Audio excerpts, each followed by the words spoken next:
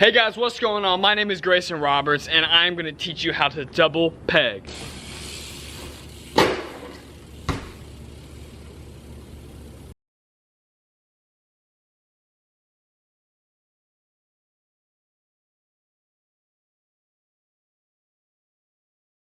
The channel, just go ahead and start out by hitting that subscribe button. I make all sorts of action sports vlogs, how-tos, challenges, series, reaction stuff like that, all that good stuff. So make sure you hit that subscribe button and join the family.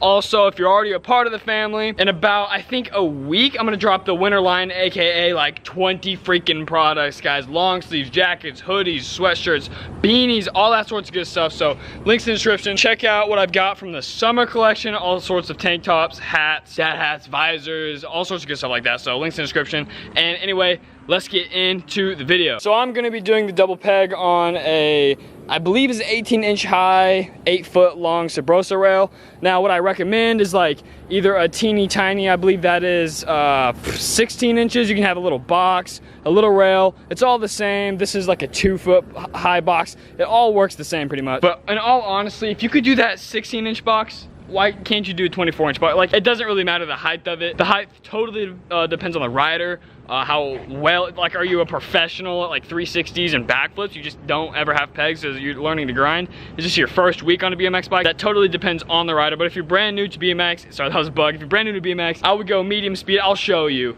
And a Sabrosa rail, honestly, between a rail and a box, let me know in the comments below in your experience which you think is easier. I personally think grinding on a rail for double pegs is easier, but let me know what you think in the comments below. All right, so you found a rail that you're comfortable with. You've kind of figured out a comfortable speed to approach it. Like I said before, those two completely factor into your comfort / skill level, so keep that in mind. That varies, but I've got the rail behind me, I've got the bike under me.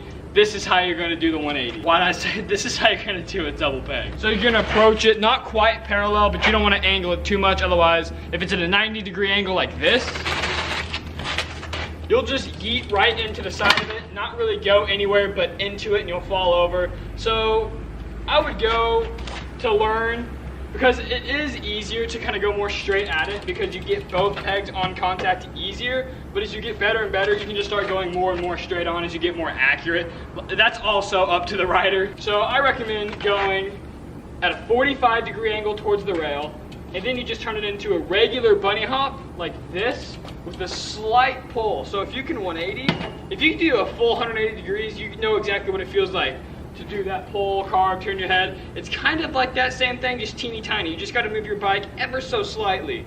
So if this is straight and you're coming at a 45-degree angle, you just got to move it about 45 degrees onto the rail. And now we're going to talk about what you do once you're on the rail. All right, so you've came at a 45-degree angle, you've hopped and you slightly turned in. Now you've made contact with the rail. The secret I kind of found was, so once you're on the rail, you're going to have to balance. You're gonna have to use your balance because either you're gonna lean over this way, or you're gonna pull off and go off, or you're gonna stay right in the middle. So what I found works really well to lock in is I kind of keep my body weight slightly outside and I dip my wrist slightly inside. So the bike's out a little bit and I'm out a little bit. And the only thing that's dead in the middle is the rest of the bike.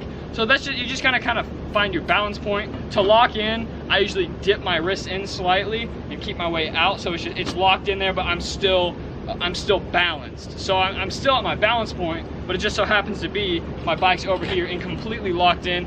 Definitely the key to me learning any hard tricks out of any grinds.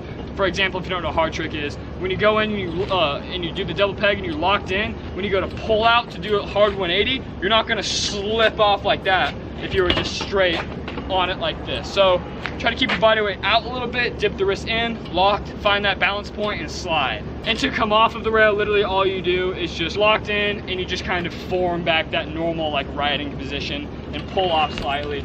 That's the easiest part. You ain't gotta worry. If you can get on it, you're good. So you're gonna approach at a 45-degree angle, bunny hop, slightly turn so you hit the rail going perfectly. Dip your wrists in, keep your body weight slightly out. Like I said, that also depends on the rider. It's just whatever you find your balance point. That's what I recommend, so that way you can stay locked in easier. So then you're like this, you're locked into it, and then you're just gonna pull up, lift off just like normal.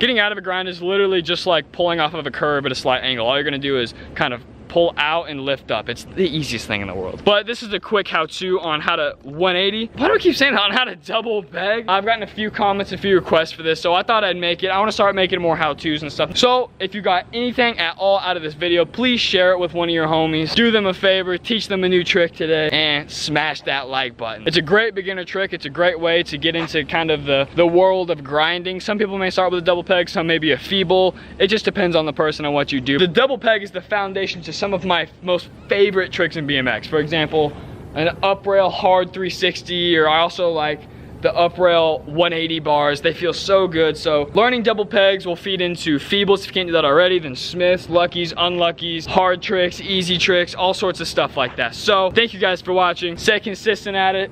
Don't give up. It'll happen eventually. I wasn't always able to do a double peg. You know, I was in your shoes at some point. So good luck. Peace.